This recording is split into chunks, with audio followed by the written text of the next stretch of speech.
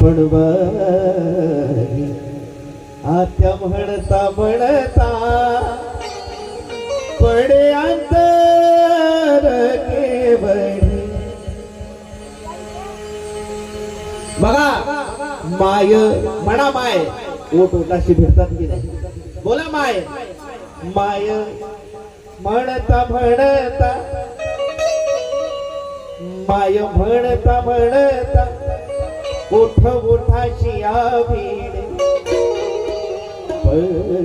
बाई बाई आत्या म्हणता म्हणता पडे अंतर केवढे. म्हणा आत्या आत्या आत्या. माय म्हणजे आई, आत्या म्हणजे सासू. आई म्हणता म्हणता मिळे जीवाला उभार. त्या लग्न करून आल्यात ना माझ्या माय माऊल्या, त्यांना कळत असेल मी काय म्हणतोय. आई आठवण येईल तुम्हाला. आई म्हणता म्हणता मिळे जीवाला उभार. पण बाई बाई सासू म्हणता म्हणता जाई तोंडातून वारा. म्हणा सासू सासू सासू. आज दादा बहिणाबाई चौधरीच्या म्हणी पण किती वैज्ञानिक म्हणी बघा. आई म्हणता म्हणता असं मागेर मागेर आगे माझ्या बोठावर बोठावर. पण बाई बाई असं सासर सासर ते गोंधळ ग हातावर. लग्नानंतर गोंदायचे नवऱ्याचं नाव म्हणून आई बापाच्या राज्यात बाई गुरगोती गोठावर.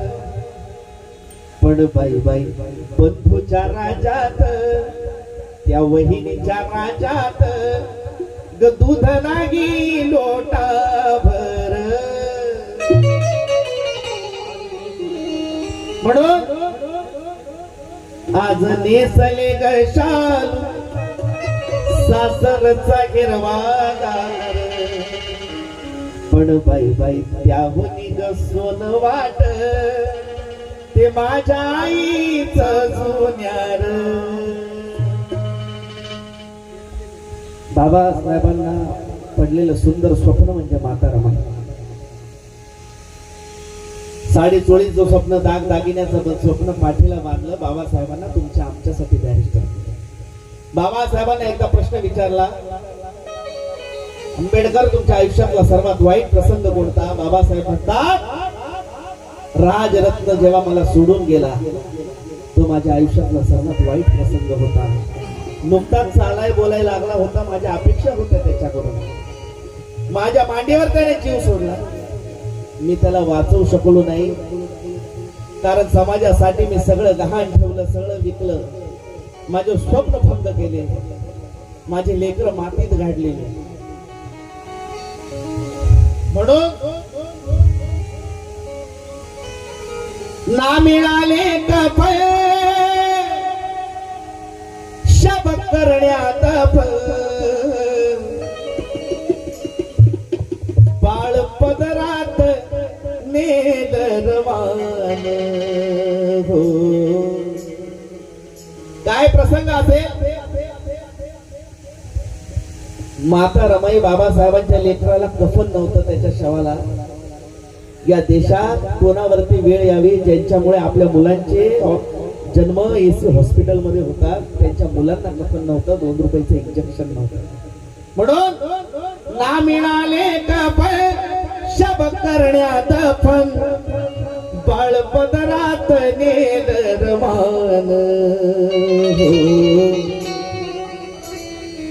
प्राण सोडीला प्राण सोडीला प्राण सोडीला राजरत्नान प्राण सोडीला